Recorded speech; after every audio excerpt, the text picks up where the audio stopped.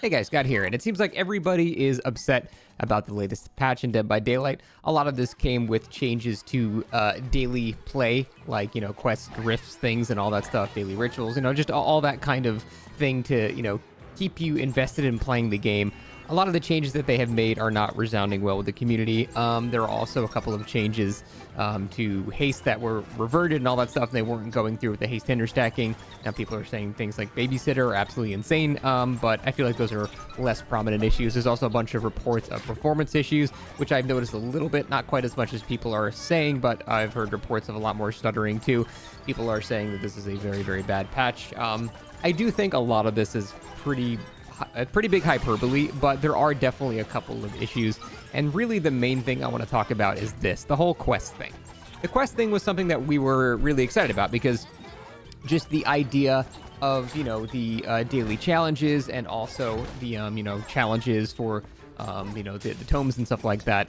All of that stuff was kind of frustrating because you could only do one at a time and you'd have to change the challenge. The challenge would be like weird.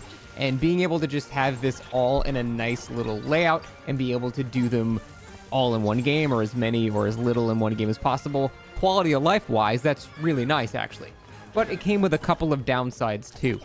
And really, I think the best way to describe this is it's just boring. It's just not an interesting anything. So the way this originally worked, it was tied to like lore, which I don't really care about lore. I read Claudette's biography in 2017 and I was like, I'm never reading this ever again.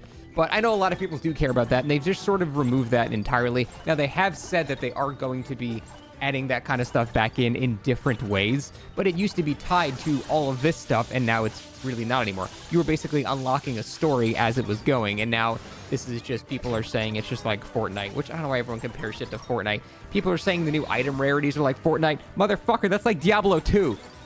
Fortnite is like Diablo 2. Stop it. Anyway, I digress with my boomer rant. One of the main problems with this is not the concept of it, it's just the lack of soul. It is very, very boring stuff. It's just be chased, get chased, hit a basic attack, heal a health state, be in the terror radius, look for survivors. It's just very boring stuff you'll do just by playing the game normally, which is both a good and bad thing.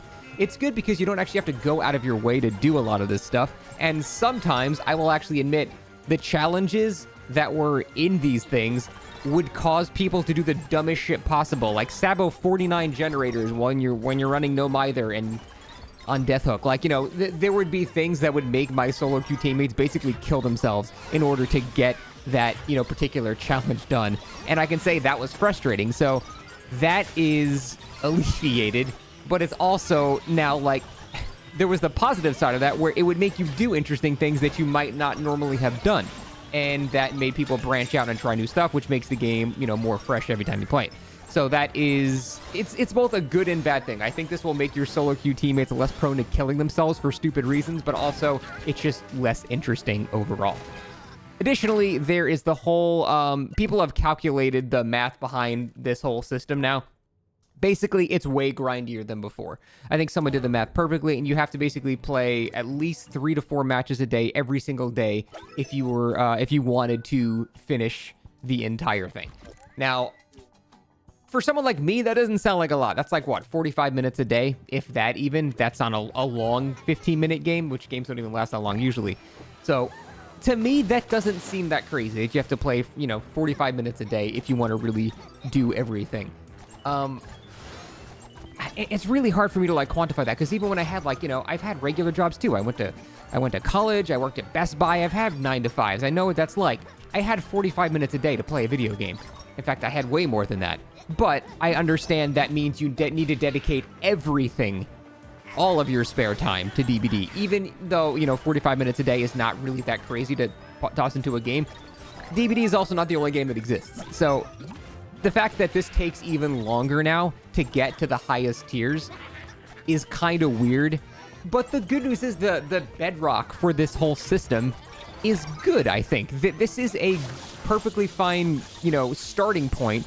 And really just some things like number tweaks and adjustments are kind of all we need. The problem is they keep having good ideas that get locked off by not updating enough things with them at the same time. Perfect example, is the haste and hindered stacking removal. I still think right now that it's a good idea to remove that, but at the same time, they need to buff every single haste and hinder perk related to how, tangentially strong they were at the same time. So when that change shipped, people wouldn't be upset about it because they go, oh my god, I can't stack these anymore, but batteries included is now 10%, so shit, that's actually kind of nice now. Maybe I can not have to stack multiple perks.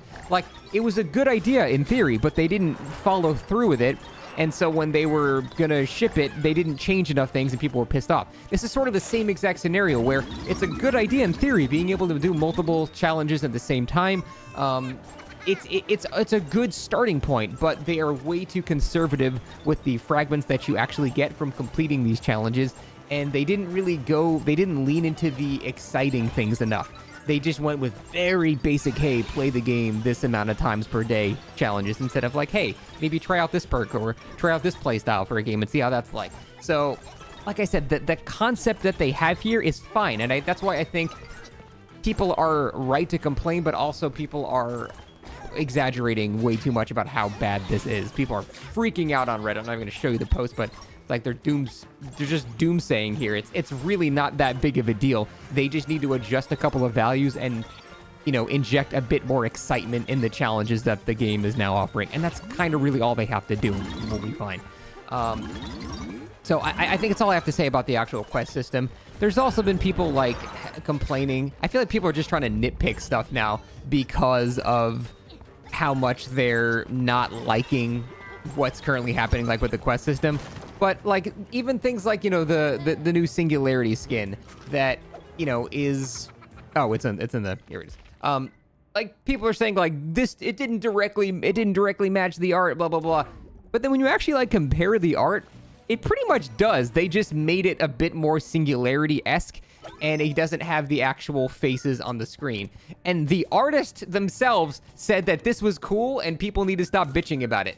So it's basically just people like virtue signaling. The artist who made it is happy with it and thinks that people need to stop complaining. So I think a lot of this patch is people just nitpicking a lot of things that are very easily fixable. And I don't know, I guess it's a little annoying to see that. All that being said, I've been taking a little bit of a break from DBD myself. So maybe these problems are more prevalent than I'm thinking. It doesn't appear so, but because it's mostly just, a foundational issue that can be fixed very quickly with numbers and stuff like that. But I've been taking, a few days off from DBD. I've been playing Resident Evil 2 for the first time, which has been really fun. But I think for me personally, like just a new Survivor coming out, I just don't really care. Nick Cage was the only Survivor that actually made me interested because all of his perks were just fucking hilarious. They were just super fun. Aurella's perks are decent to good, but that's it. Other than that, it's just a new Survivor skin. I don't really care. It's not enough to inject new life into the game. So I'm pretty much just waiting for like 2v8 to come back or Five Nights at Freddy's. I'm at a bit of a DBD burnout myself here, and just a new Survivor is not really going to do much to change that. So that was just a little personal interjection of what's been going on with me. But yeah, overall, I think the changes here are good. The foundation's good. They just need to tweak some values to make it less stingy on like rift fragments. Don't require as much grinding, and maybe inject a bit more excitement into the challenges that we need. But other than that, I think it's mostly all okay. But that's it. Thanks for watching. See you next time.